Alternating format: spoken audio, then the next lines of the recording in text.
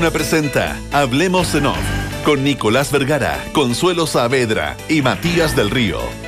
Auspicio de Consorcio, Hertz, Cámara Chilena de la Construcción, AFP Habitat, Clínica Alemana, Scotiabank, Movistar, ICERT, Larraín Vial, Volvo e Inmobiliaria Socobesa.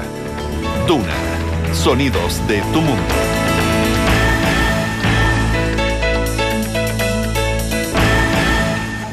Muy buenos días, ¿cómo están ustedes? Son las 8 de la mañana con 2 minutos. Junto a Consuelo Saavedra y a Matías del Río, iniciamos una nueva edición de Hablemos en Off en Radio Duna. Muy buenos días, Consuelo, muy buenos días, Nicolás. Muy buenos días, bienvenidos al mes de noviembre, bienvenidos por lo menos en la ciudad de Santiago a una jornada que va a estar calurosa. Ya hoy yo considero que nos podemos definir como, no veraneantes lamentablemente, pero veranistas. Sí. 29 grados va a ser en Santiago hoy. Sí, 31 leí en alguna parte también. Todavía, sí. en Colina. No, en Lampa siempre el lugar Lampa más, siempre, Lampa siempre el lugar más razón. caluroso. Y los más fríos también están en Lampa. Así es. Oye, no sé, es como trivial hablar del clima, pero el fin de semana, por lo menos en la costa, me tocó. O sea, si no es por la temperatura del mar, estábamos en el Caribe. ¿Cómo? ¿Como húmedo? Como... No, de sol, o sea, por suerte que había un poquitito de viento, en Papúa siempre hay viento, entonces eso ayuda, pero me tocó fueron 4 días de sol absoluto. O sea, era como estar en el Caribe. Ahora la temperatura del mar te recordaba que no era el Caribe. Y claro, pero el resto... ¿Y el ron con Coca-Cola? No, si tú sabes que yo a la piña colada no le hago. La piña colada. Piña colada no le hago. Pero impresionante. Qué rico. ¿Lo pasaron bien para el fin de semana largo? Yo muy bien. Fue de mucho superlativo relajo. Ya, qué bueno. Superlativo relajo.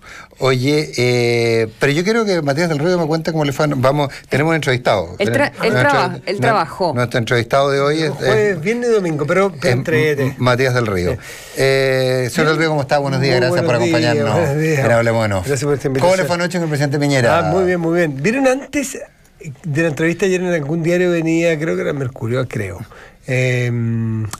que había un estudio de las apariciones de Piñera en televisión que han aumentado un 40%? Sí, no lo vi. Y hay en minutaje. Pero en segundaje. No necesito un estudio para ratificártelo. Sí, yo tenía esa percepción absolutamente. Y eso probablemente va a venir de la mano de... Bueno, dice que está apareciendo tanto como el primer gobierno. O sea, hay un cambio, me imagino, ahí de estrategia. En promedio todavía estar bajo, porque tuvo 4 meses que prácticamente no salió. Pero de este último tiempo está aparecido ya las apariciones anteriores o de su primer gobierno. Vamos a ver qué pasa eso con los ministros, que en su momento fueron bastante opacados, pese que aquí hay ministros que están con bastante visibilidad. También venía el fin de semana algún artículo sobre los posibles candidatos de la derecha. Pero bueno, anoche efectivamente tuvimos al presidente de la República y se ocupó buena parte del tiempo en pensiones, aunque partimos por caso Palma Salamanca. El presidente de la República, en ese caso por el cual abrimos, porque era más noticioso naturalmente, hace mención a esta oficina para los refugiados, esta oficina que es autónoma, y no hace falta tanto la explicación del presidente porque la hizo la propia embajada francesa el fin de semana, explicándole un poco a los chilenos de qué se trata esta oficina para los refugiados y apátridas. Pero qué cosa me explicó el presidente interesante. Primero, que él había conversado este tema con Macron cuando fue. ¿Cómo pronuncia Macron? Se nota que estudió muchos años y habla francés, porque lo pronuncia como los franceses, él. Macron, le hace una cosa. Que había hablado con Macron este tema. Pero esta oficina corre por carril autónomo. Y esta oficina, el presidente de la República, primero, por carril autónomo también corre la petición de extradición que hizo la Corte Suprema chilena. No está lista todavía la resolución de la Corte Suprema francesa. Lo que decide la Corte Suprema francesa no es vinculante para esta oficina, ni lo que haga el presidente Macron es vinculante para la oficina. Puede proponérselo el presidente de la República francés. Puede pedirle a esta oficina que lo reevalúe.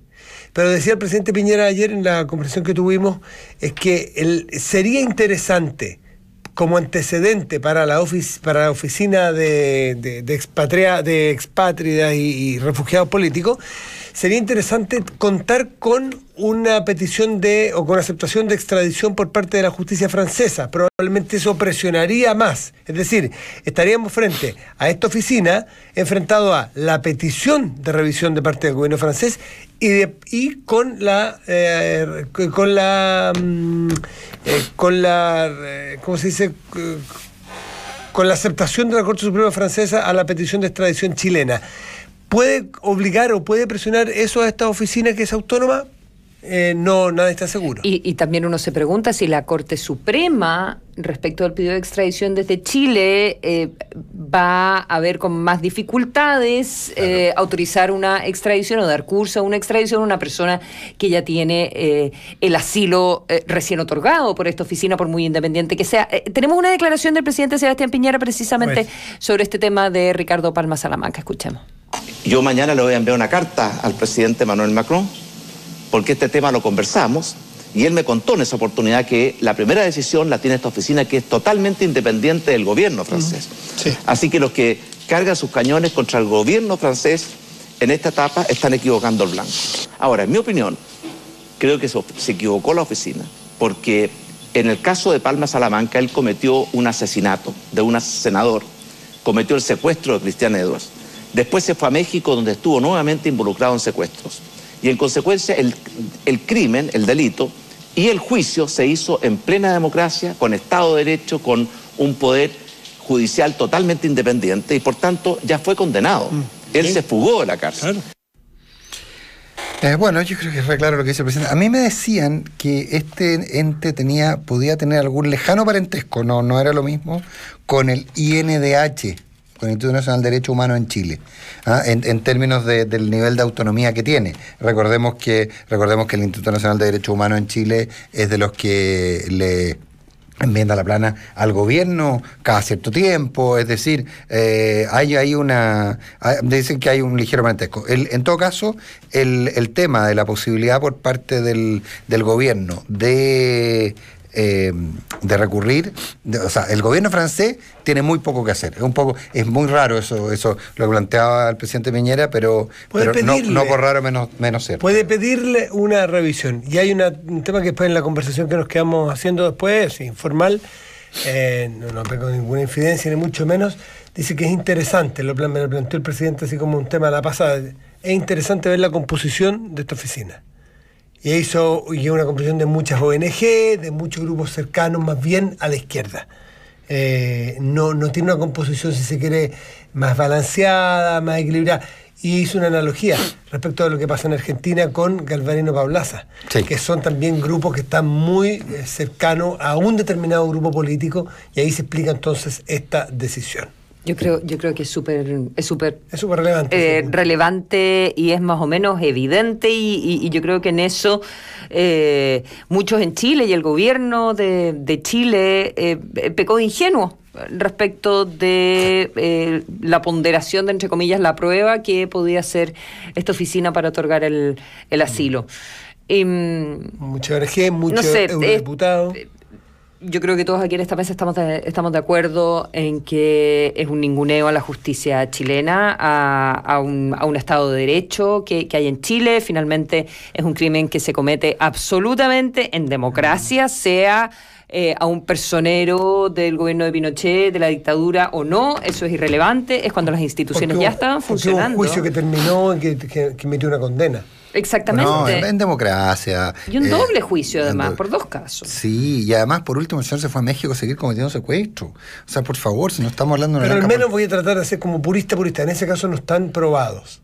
Hay investigaciones y hay antecedentes. En el caso de Jaime Guzmán, es el autor material del crimen de un senador. El apellido se me va a olvidar en este momento. Es el criminal por mano de un senador en democracia.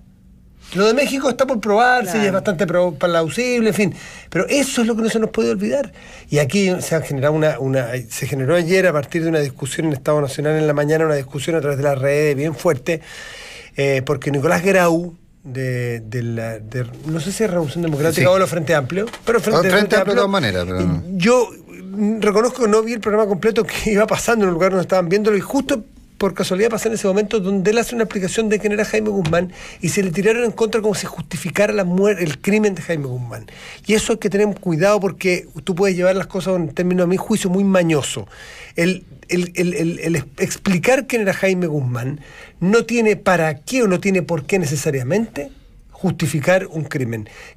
Se puede perfectamente ser hipercrítico de la labor de Jaime Guzmán en dictadura y ser hipercrítico a lo que hizo esta oficina francesa, la OFPRA, negándole la posibilidad de extradición. No, yo no vi, o sea, ni siquiera como tú que iba pasando. Yo no vi, así que estoy tomando. Pero de acuerdo a lo que tú me dices, perdón un poco, es que lo que pasa es que es un muy buen punto el que tú haces.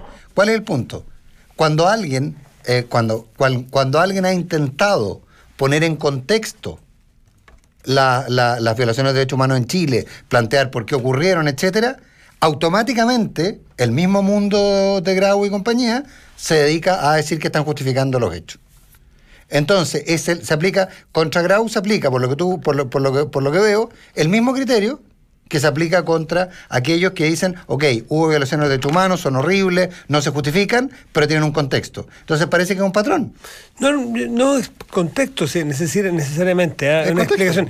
Él tenía la sensación de que al final lo que ocurrió aquí en democracia con la justicia chilena en muchos casos no le da pie a que otra justicia de otras partes del mundo crean la chilena. Por ejemplo, lo que ocurrió con Pinochet cuando llegó y se puso de pie. Sí, claro. Y burlándose Pinochet de lo que ocurría con la justicia chilena y ocurría con las instituciones. Pero hay casos de violación a los derechos humanos que hasta el día de hoy no están resueltos. O sea, esa es la mirada de... La mayor parte, esa es la mirada, claro, respecto a los desaparecidos, la mayor parte, sí. Pero también es verdad que hay una justicia que funciona, hay gente presa, hay muchos casos en los que se ha avanzado. ¿Pinochet murió procesado? Pinochet no murió libre de polvo y paja y echándose aire, murió procesado. Entonces, aquí funcionó una justicia en democracia. Claro, le costó. Y le costó funcionar a la democracia en parte por acciones de Jaime Guzmán. Porque Jaime Guzmán probablemente es uno de los arquitectos ideológicos de la dictadura y de los enclaves autoritarios que siguieron a la democracia. ¿Quiere decir eso que alguien podría peregrinamente justificar que lo mataran? No solo... Para nada, eso es mañoso y abusivo. Pero, y tampoco justificar que porque mataste a esa persona, entonces hay un manto de impunidad sobre purgar tu condena. Una condena firme. Estamos hablando al final, será escritor, será un guerrillero con todo ese halo cinematográfico, digamos, de todo el grupo que se escapa, en fin, es de verdad para una novela, es un grupo increíble todo lo que pasó con ese grupo del Frente, pero al final son asesinos y tienen que purgar esa condena porque además ya ni siquiera estábamos en dictadura. Yo no veo gran diferencia entre Palma Salamanca y Álvaro Corbalán o Manuel Contreras. Para mí son dos caras de la misma moneda. Ambos, todo Corbalán ¿En democracia? O Krasnov. No, en democracia es peor inclusive. O sea, ahora, pero como agentes del Estado complicado. No, pero ten cuidado. Yo te sugiero que no entráramos ahí. Pero ambos son quienes creen, porque Krasnov, Corbalán, Palma Salamanca, sienten que están más allá de la justicia. ¿Por qué? Porque ellos lo hicieron por una causa. Hay una diferencia. Uno va por la libre y el otro va con el amparo del Estado. Y eso tiene, a mi juicio, un agravante. No, pero parece que él no estaba tan por la libre Palma Salamanca. Pero el apoyo de un montón de gente. No, pero no de un Estado.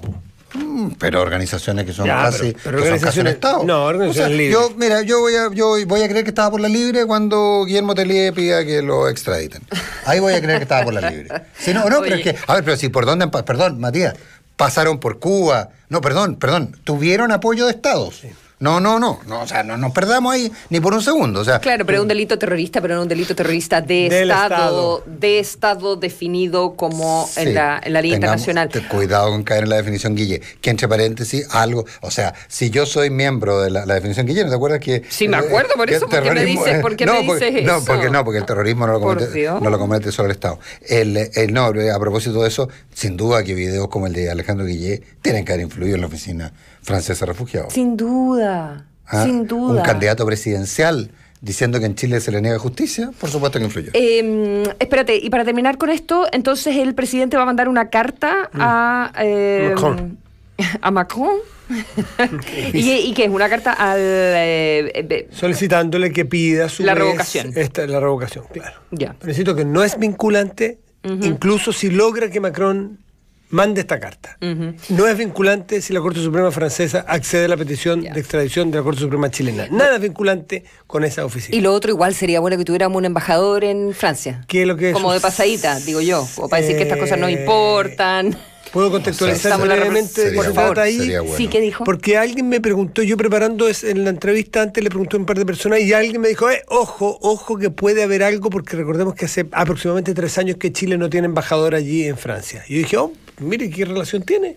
Pero pregunta... ¿Lo de Patricio Ale? Claro, si había un problema con la embajada de Chile. Y pucha, aquí no sé si me voy a intentar un poco. No tiene nada que ver una cosa con la otra. Empezado este gobierno, borrón y cuenta nueva. Pero el presidente me contó que alcanzaron a mandar, me puedo estar yendo de tarro mal, pero no es nada tan grave, porque conversamos después en el corte esto. Estás aumentando el nivel de atención. Expectativa. No, el otro mundo, que había mandado el agreement en algún momento por un embajador chileno y que esta persona tuvo un problema personal, con lo cual tuvo que ser retirado. Es decir, no es que haya falta de voluntad ni de búsqueda de la persona, pero sino más bien, y que ahora está mandado el agreement.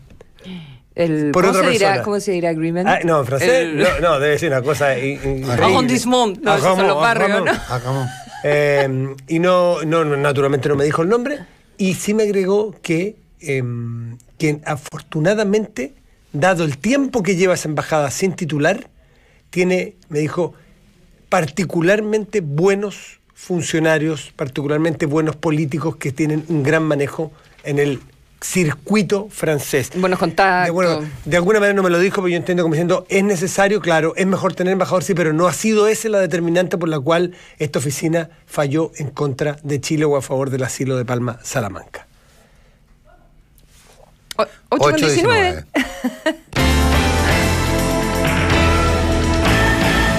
Hasta aquí escuché el grito de María del Carmen Rodríguez. Nos vamos.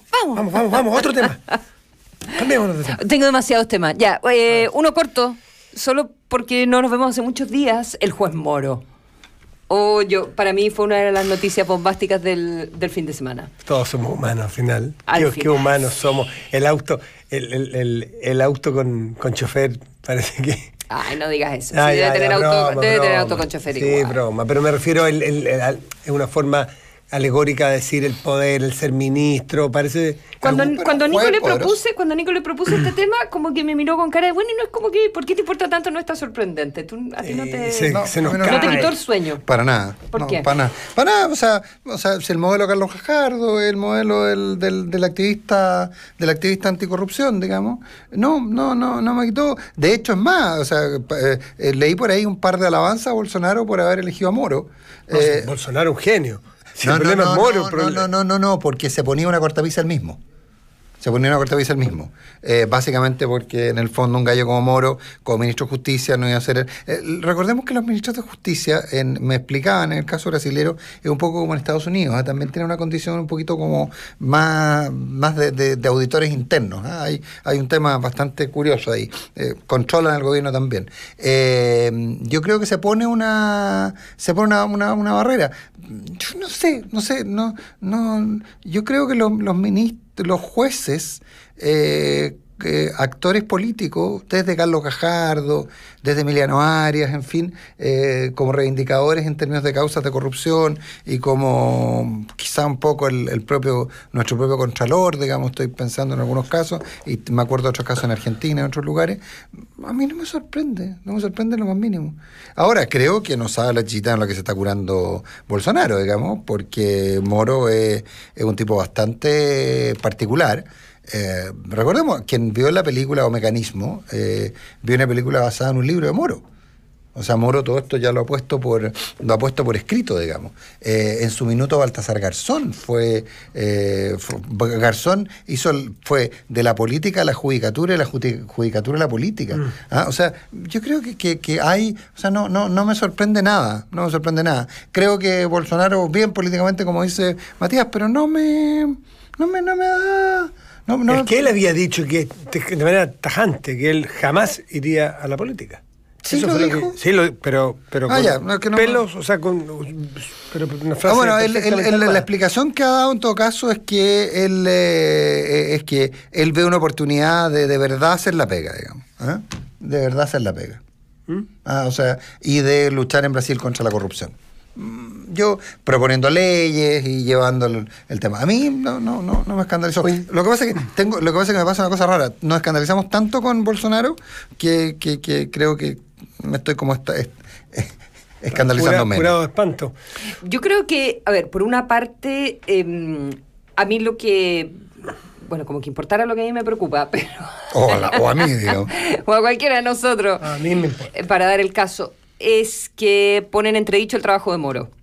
Porque todas las acusaciones de que actuaba políticamente, y que en particular respecto de Lula da Silva actuó políticamente con evidencia que al final no era lo suficientemente fuerte, más allá de todo el caso Lavallato en sí, pero en particular sobre cómo metió preso a Lula da Silva, que siempre lo acusaron los detractores de él y la gente del PT, que era para impedir que corriera, ¿verdad?, por la presidencia, lo que finalmente sucede.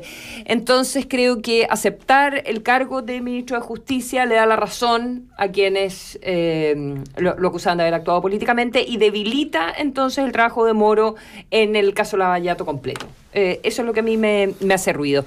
Dicho lo anterior, creo que está con carta completa en lo que va de su gabinete, de lo que hemos sabido.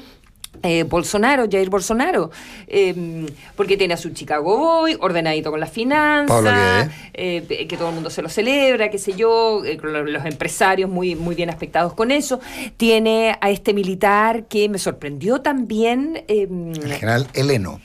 Claro, que estuvo a cargo de la MINUSTAH en Haití, de las tropas. Amigo Juan Gabriel Valdés. Claro, eso me sorprendió. Todos los chilenos, Gabriel Gaspar, el embajador, Juan Gabriel Valdés, gente de izquierda en Chile, celebrándolo, diciendo, sí, tenemos contacto con él hasta el día de hoy, es súper capaz, hizo un muy buen trabajo, bla, bla, bla. Tiene una visión muy crítica del clasismo brasilero, le tocó estar en la Amazonía y sostiene que hay una cosa muy, ¿cómo decían? Algo así como muy que hay mucha injusticia social en Brasil, digamos. Entonces está colocando piezas que ojalá que le permitan hacer un gobierno, bueno, el mismo Moro, que le permitan hacer un buen gobierno, y creo que está armando súper bien su puzzle para... ¿Viste que hubo amenazas? Se denunciaron amenazas de violencia, no sé si de muerte exactamente, pero amenazas de grupos del delito organizado brasilero, que es...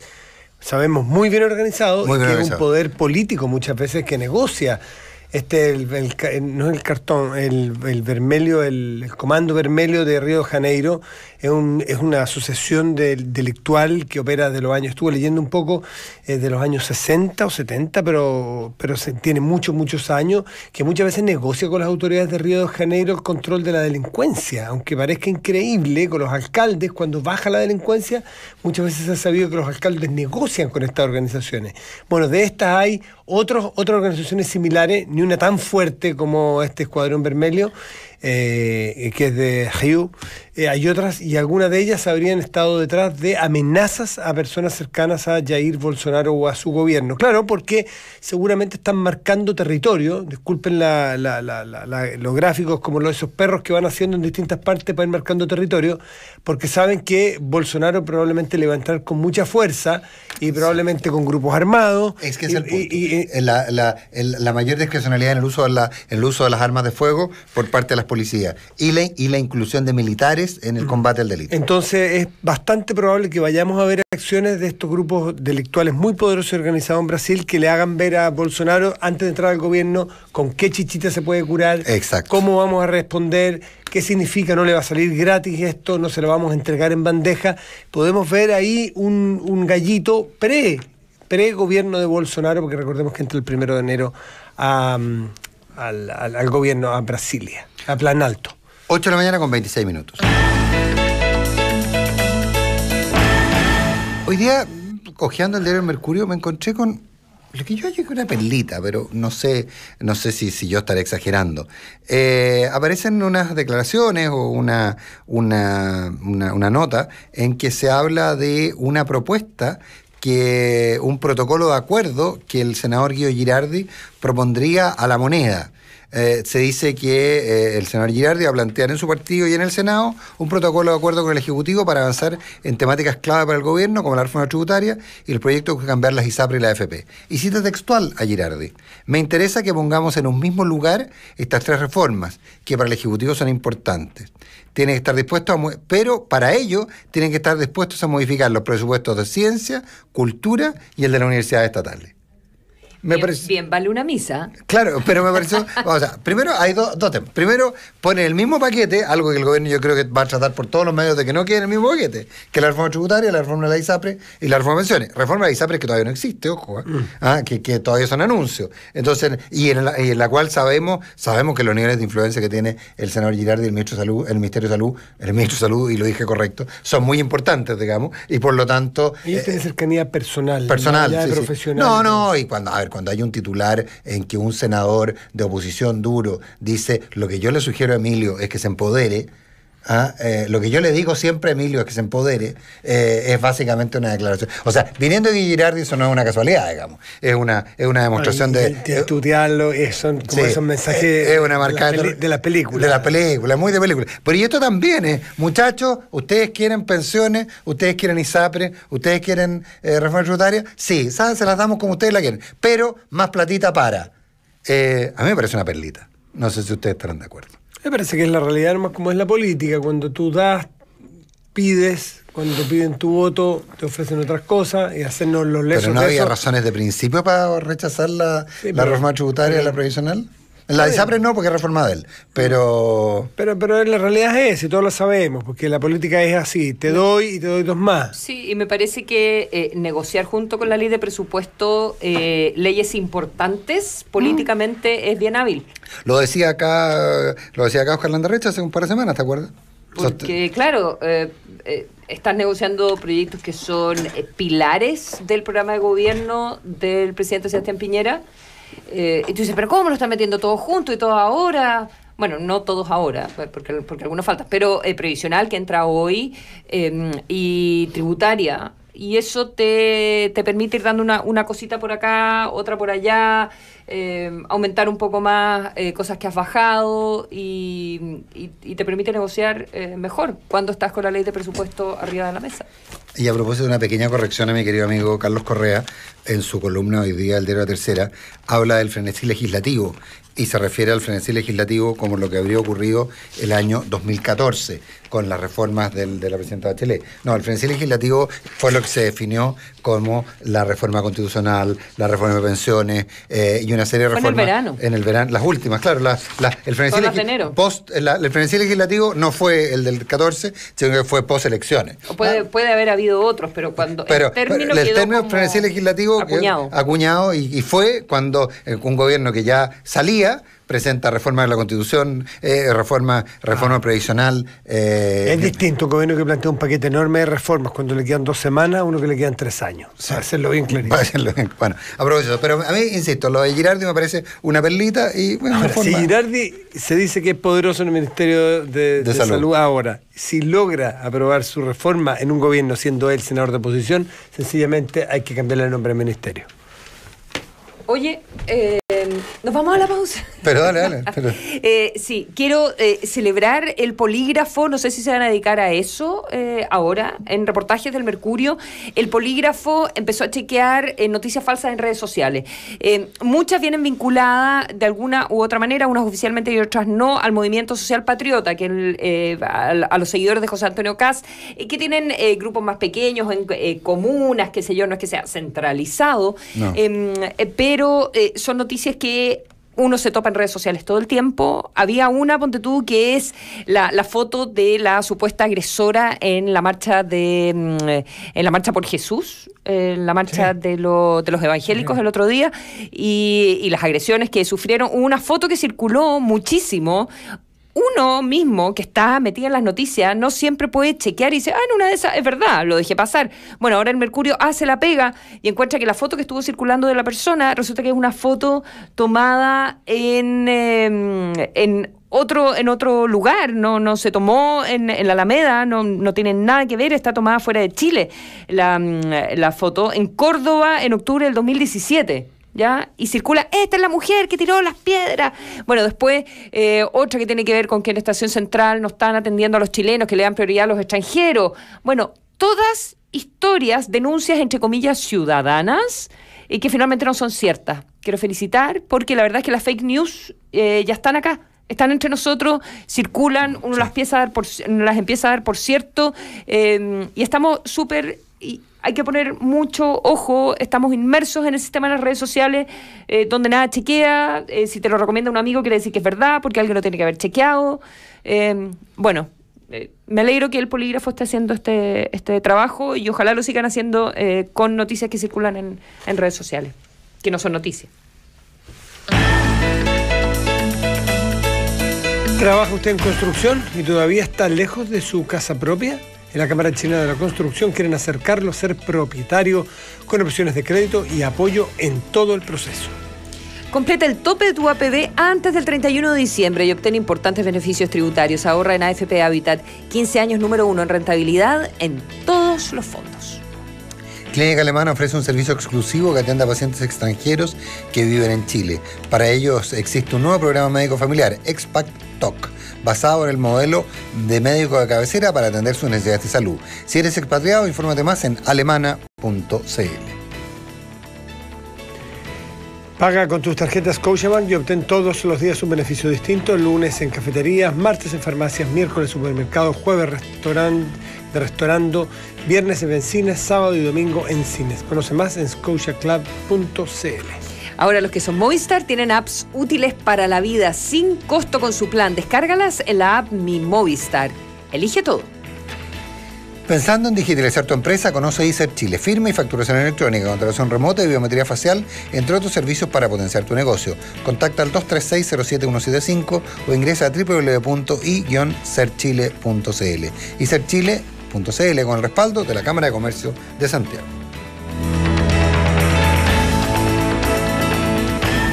¿Cuál sería la herencia más importante que podrías dejar a tus hijos? Así es, una buena educación.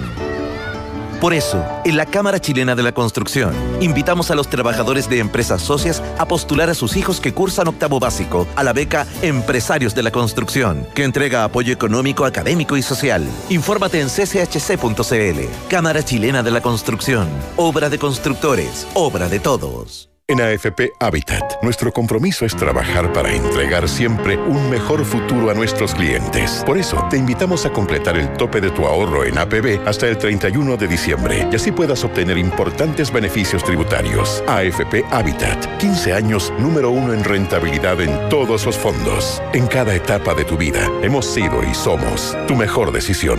Infórmese sobre la rentabilidad de su fondo de pensiones, las comisiones y la calidad de servicio de las AFP en el sitio web de la Superintendencia de Pensiones, www.spensiones.cl. Oye, Javi, estuvo rico el café. Ay, sí, hace rato que no conversábamos. Oye, ¿yo te invito? No, yo te invito. Con mi tarjeta de débito Scotiabank tengo un 20% de descuento en cafetería todos los lunes de octubre. ¿Me traes la cuenta, por favor? Porque cuando usas tus tarjetas Scotiabank todos los días tienes un beneficio distinto. Más información en scotiaclub.cl e infórmese sobre la garantía estatal de los depósitos en su banco o en www.sbif.cl. Hoy, tu banco está en una pantalla, tus amigos en grupos de WhatsApp, tus series favoritas en Internet, tu currículum en LinkedIn y tu empresa está así de actualizada. Bienvenido a ISER Chile, pioneros en soluciones innovadoras, factura electrónica, contratos laborales electrónicos, firma para impuestos internos. Es más fácil de lo que crees. Optimizas tiempo y ahorras costos con el respaldo de la Cámara de Comercio de Santiago. Visítanos en isertchile.cl o llámanos al 2360-7175. ISER Chile, cero papel, cero problemas. A 200 metros, gira a la derecha. Sigue por la ruta unos 2 kilómetros. A 400 metros, gira a la izquierda. Has llegado a lugar no registrado en el mapa. Half Wild, Half City. Con Volvo, la ciudad no es el único camino por recorrer. Con el diseño outdoor y mayor altura de la línea Cross Country de Volvo, no tendrás límites para vivir al límite. Encuéntralos en nuestra red de concesionarios y en volvocars.cl. Volvo, Innovation Made by Sweden. Consorcio, con todo. Confianza. Contentos. Contigo. Conectados. Conforme. ¡Con alegría! Con amor. Con asesoría. Con todo. En Consorcio tenemos lo que necesitas para que disfrutes tu vida con todo. Por eso estamos contigo con seguros, con previsión, con ahorro, con todo lo que tú y tu familia necesitan en cada etapa de tu vida. Consorcio, tu vida es lo que nos mueve. Conoce más en consorcio.cl. Hablemos en off. Nicolás Vergara, Consuelo Saavedra y Matías del Río están en Duna. Saber que se está trabajando de la mejor manera, con compromiso y profesionalismo para sus clientes, es lo que llena de orgullo la Reinvial Asset Management, quienes han sido escogidos como mejor gestora de fondos balanceados 2018 por el Mercurio Inversiones. Conoce más en larreinvial.com. Cámbiate un Volvo S60 y descubre su diseño, innovación y tecnología que lo hacen un modelo perfecto para ciudad. Aprovecha su precio con financiamiento Forum a partir de 15.990.000 pesos. Conócelos y cotízalos en volvocars.cl o en su red de concesionarios. Volvo Innovation Made by Sweden. 1000 metros cuadrados de infinitas posibilidades. Así se vive Casa Quinta. Un condominio de parcelas en Maipú donde podrás tener todo lo que siempre quisiste, como una piscina, una huerta o una cancha. Descubre más en socobesa.cl/Casa Quinta. Socobesa, todo es diseño. En Consorcio están contigo con todo lo que necesitas para disfrutar de tu vida al máximo, con seguros, con previsión, con ahorro. Consorcio, tu vida es lo que nos mueve. No importa si quieres descansar en las playas del norte o en las termas del sur, lo importante es aprovechar la tarifa súper rebajada de Hertz Rentacar para fines de semana o feriados. Desde 23.900 pesos diarios IVA incluido y además acumulas millas LATAM Pass. 8 de la mañana con 38 minutos. Don Roberto Dixon, ¿cómo está usted? Muy buenos días. Muy buenos días, ¿cómo están? Bien, Roberto, gracias. Estamos súper afectados porque no somos poderosos. No somos poderosos, pero yo estoy feliz por no ser poderoso. La próxima vez te prometo que voy a votar por ti. Hagamos un pareo. Hagamos una cosa, Consuelo. ¿No te automandas la encuesta? Consuelo, no me automandas. Yo voto por ti y tú votas por mí. Ya. ¿Votaste? Voté. Yo también voté. De hecho, por ejemplo, en los centros de estudio aparece cada espontáneo. Hay que eliminarlo, evidentemente. No podemos aparecer con un 0, algo %. Bueno, pero claro. Contemos de qué se trata esto. Cuenta.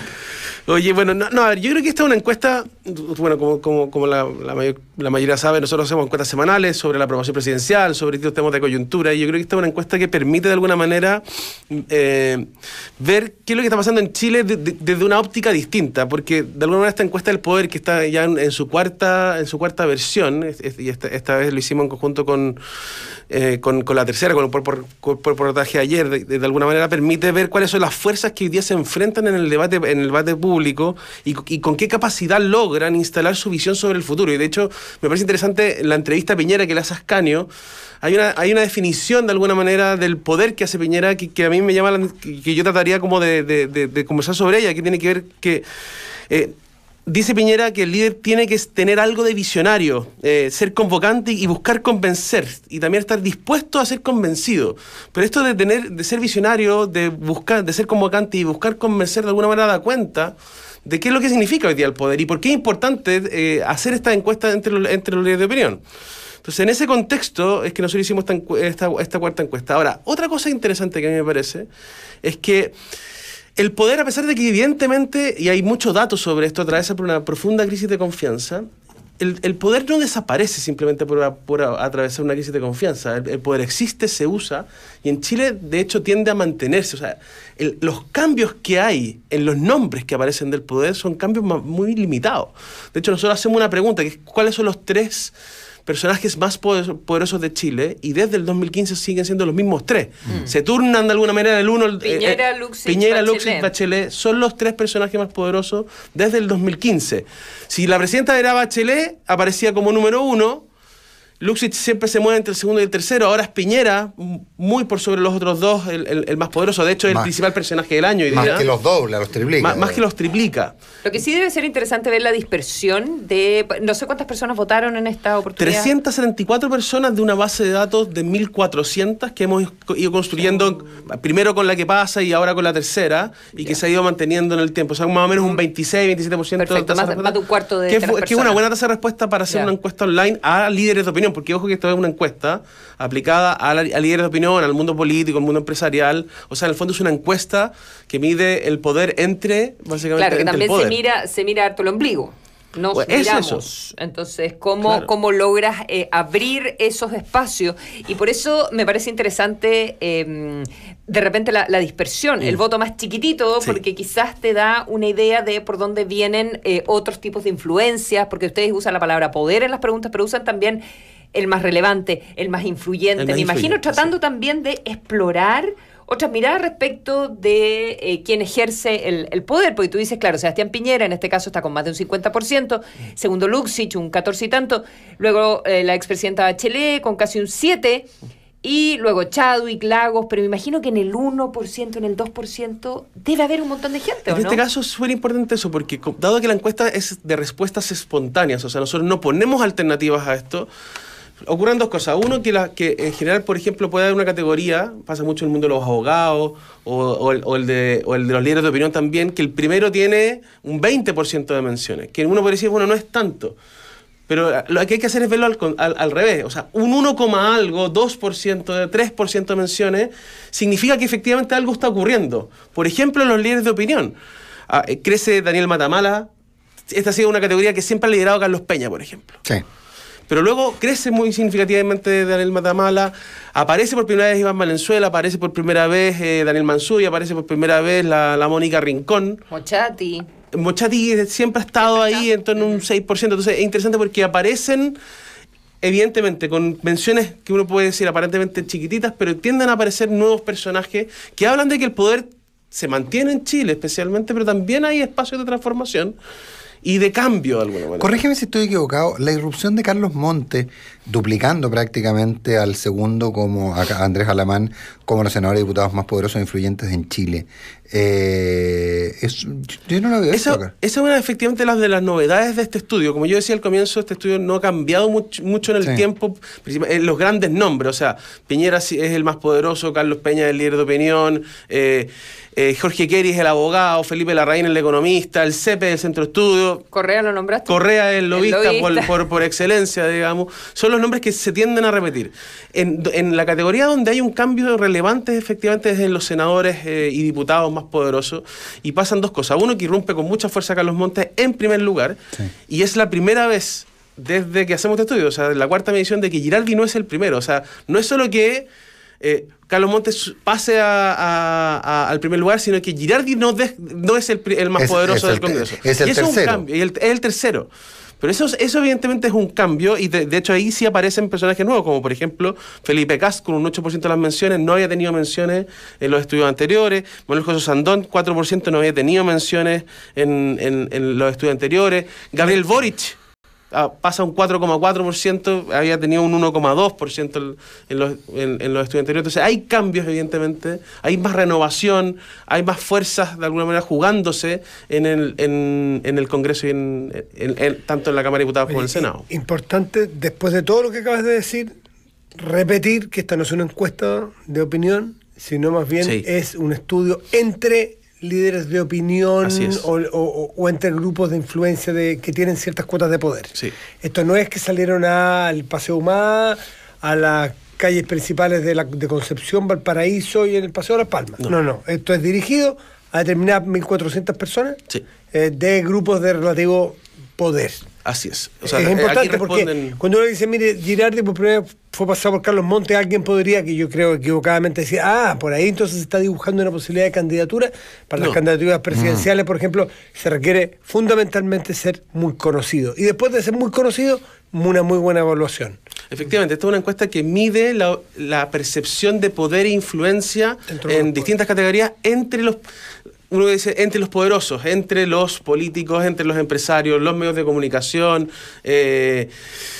los líderes de opinión en general, que muchos de ellos que están aquí responden la encuesta, digamos, y que son parte del estudio, finalmente. Es el poder entre el poder. Y que dado que nosotros hacemos encuestas semanales de opinión, es interesante ver qué es lo que está opinando el poder sobre sí mismo y cómo se van comportando esas fuerzas y cómo van cambiando en el tiempo también. Sí, yo quiero insistir en eso, cómo se abren pequeños espacios de renovación, no solo porque uno puede tener en la retina a ciertas personas, pero porque en general está tan enquilosado las estructuras tradicionales del poder y tan asociados a los cargos también, que cuesta la renovación. Entonces, por eso quería detenerme en algunos nombres que me llaman la atención. Que entre Vivian Blanló, por ejemplo, como economista.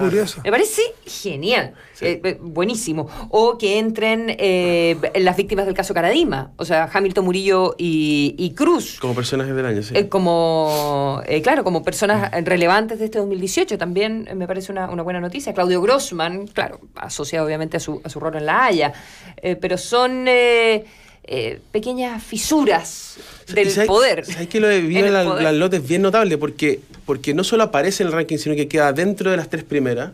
Es la única mujer en una lista de economistas que siempre habían sido hombres, o sea, nunca habían aparecido mujeres. Entonces, de alguna manera, yo creo que esto habla de un cambio significativo en este mundo. ¿Se asocia algo en particular? Porque no está en este momento, o me estoy perdido en algo. Ella está en ICARE, tiene directores importantes hoy día. Estuvo en el proceso de la transparencia hasta hace muy poco. ¿En general las mujeres tienen algún repunte? Aparece Vivian Blanló, que creo que es el más emblemático porque queda entre las 3 primeras. La Mónica Rincón aparece también en las líderes de opinión. Bueno, la presidenta Bachelet siempre ha estado.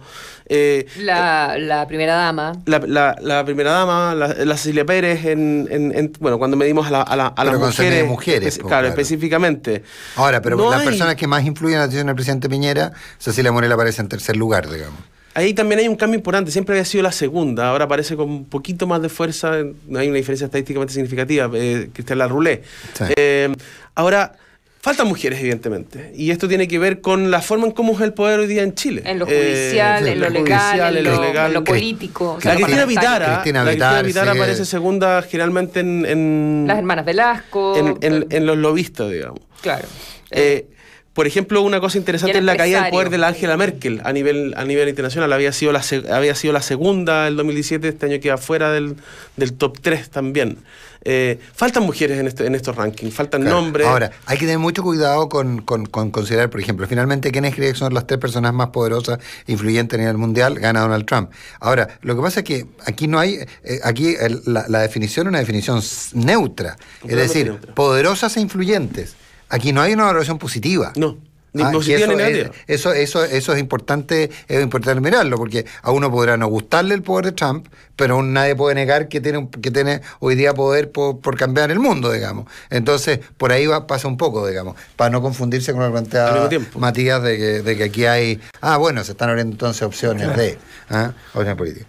Oye, a mí me llama la atención, por ejemplo, la permanencia entre los empresarios más poderosos e influyentes de Chile de Eleodoro Mate entre los 5 más influyentes. Es el quinto y probablemente mucho tiempo fue de los 2 primeros. Sí. Pero Eleodoro Mate es alguien que ha estado un poco condenado al ostracismo. Es decir, básicamente hay una percepción de que él sigue siendo poderoso. Ahora, sí, sigue siendo poderoso. Yo creo que eso para la lid es un dato. Pero me parece interesante que al igual que en el mundo del Congreso, donde se produce movimiento, en el mundo de los empresarios también se han producido movimientos importantes. Eleodoro Mate era el 2, se peleaba el 1 con Luxich hace el 2016 cuando hicimos por primer estudio, tenía un 24% de las menciones, 24% de las menciones el 2015 y ahora está en un 5%. O sea, eso evidentemente habla de su pérdida de poder e influencia, una pérdida de poder e influencia muy significativa. De nuevo, las menciones son espontáneas. Tener un 24% el 2016, 2015 y llegar a un 4% el 2018, habla de una pérdida de poder muy relevante. Claro. Y de hecho... es la primera vez que en el fondo los Mates, ninguno de los dos está, ni Eleodoro ni Bernardo está en el top 3, digamos. Entonces, y de hecho es reemplazado por una nueva generación. Por el sobrino, claro. Claro, que es Bernardo Larraín Mate. Entonces también habla de que una nueva generación está ocupando estos espacios de poder. Y que la SOFOFA está en primer lugar. Está en primer lugar, por sobre la CPC. Claro, sí. y eso habla también de un resultado bien exitoso de Bernardo. Sí. De Bernardo Larraín, porque él la encabeza y él le dio un giro. Entonces yo creo que de hecho, por ejemplo, para mí lo de Vivian Blanlot, lo de Carlos Montes, lo de la caída de Mate, que claro, no se nota a primera vista, pero si tú vas a la primera encuesta y tenías este 24%, sí, claro, dan cuenta de que el poder sí se transforma, sí se moviliza. Cuesta en Chile, quizás más que en otros países, digamos, que aparezcan nuevos liderazgos, que aparezcan nuevos rostros, porque en general tendimos a repetir los mismos nombres, porque esta es una encuesta espontánea, el top of mind tiende a ser Luxich en el mundo empresarial. Igual pero sí se mueve de forma significativa. Igual no voy a decir respecto de quién... de quién tengo sospechas, pero yo creo que uno igual puede mover a tu grupo de apoyo para aparecer en la encuesta. Bueno, o sea, yo lo haría, por ejemplo. Si yo fuera un político que quiero aparecer bien ubicado y ahí... yo le digo, oye, ¿te llegó la encuesta? ¿La contestaste? Oye, ponme la uno lista. Se entera de, cuando nosotros enviamos la encuesta, uno se entera de ciertos movimientos. Obvio. Y cierta campaña que se produce en algunas categorías, especialmente, no voy a nombrar ninguna. Por eso no nombremos. Pero uno sabe de que se arman campañas para invitar a responder a... Ahora, la probabilidad que hay de moverla es bien baja. No creo. Yo te aseguro que hay grupos organizados... Bueno, que es tu encuesta, tú debes saber mucho mejor que yo. Pero yo también sé movilizar algunas cosillas. No, me refiero a que si tú estás en el gobierno, por ejemplo, y quieres aparecer bien ubicado, o quieres aparecer, pucha, llamas a tu amigo, tu jefe de gabinete amigo en el otro ministerio, te llegó, oye, averigua, llamas a los periodistas que trabajan en el gobierno, que si les llegó, no es tan difícil finalmente averiguar a quién le llega entre 1.300 personas. A ver, yo conozco 10 o 20 gallos que yo sé que les llega. Si yo lo hubiera llamado a cada uno y decir, oye, ponme entre el líder de opinión más influyente, me podría conseguir un 10% de mención tranquilamente. No, es muy difícil, 10%. Pero ya, que hubiese llegado al 2%. No, podría llegar al 2%, sí. Puedes movilizar 2-3 puntos. Yo creo que, en el fondo, en una campaña de ese tipo, tú podrías movilizar un 2%. Pero si es un get out the vote, ¿viste? Así lo hacen los gringos. Pero no, esos movimientos, esas campañas, te generan algún movimiento de menciones, pero nunca te van a permitir estar en los 3 primeros lugares. O sea, por ejemplo, lo que ocurre con Vivian Blanlot, que irrumpe y queda en tercer lugar de la economista, eso no ocurre por el efecto de una posible campaña. No, que llegan hay muchos votantes en el circuito de Care. No es sobre Vivian Blanlot nuestra sospecha. Pero en ese mundo. Pero o sea, y hay muchos de la política, te fijas, y hay muchos, o sea, en eso la base de datos que hemos ido construyendo, primero con la que pasa y luego la tercera, es una base de datos que uno ve que está súper bien diversificada, que está bien ponderada, que en general tratamos de mandársela a todos. Hay mucho correo, por ejemplo, también pasa que son institucionales, entonces no necesariamente los ven, tratamos de conseguirnos el otro correo. ¿Las bases de datos son transparentes? No. ¿Y quién es el que más contesta? O sea, como finalmente de este 28 o 27% que responde, ¿está cargadito para qué lado? Yo diría que la tasa de respuesta es más alta entre la política y los medios de comunicación. Dale. Principalmente. Luego vienen otros grupos como los empresarios, pero en política y medios son los que más tienden a responder la encuesta. Interesante. Don Roberto Isixson. Oye, una última pregunta. ¿Subió 3 puntos en el track semanal la aprobación al gobierno? Subió 3 puntos en comparación a la semana anterior, estaba en 45, subió 48%. ¿Qué lo explica? Esta semana prácticamente solo jubilación. De hecho, aparece... Reforma previsional. Reforma previsional. Nosotros hacemos una pregunta posterior a la pregunta de aprobación que explica la razón de aprobación, y no estaba el concepto jubilación como razón de aprobación, y aparece con mucha fuerza esta semana, diluyendo también un poquito como razón de desaprobación el tema del alza de los combustibles. Y una noticia importante en ese contexto es que la aprobación del presidente Piñera termina, porque esta es la 5ª semana de octubre, termina octubre con el nivel más alto de aprobación desde julio. O sea, hay un cambio significativo en la valoración del presidente, dejando atrás agosto y septiembre, cosa que es un dato importante y creo que da cuenta de una presentación comunicacional al menos que hasta ahora ha sido valorada por la opinión pública de la reforma previsional. Oye, salió el IMASEC de septiembre, se suponía que iba a ser en torno al 2, fue el 2.3, un poquito más alto. La serie desestacionalizada aumentó un 0,4% respecto al mes precedente y tiene un crecimiento de 2,7% en 12 meses. El IMASEC minero disminuyó un 2%. Nos tenemos que ir.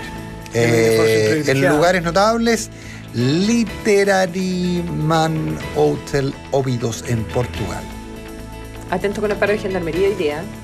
Ahí está complicada la cosa. Y esta semana es larga.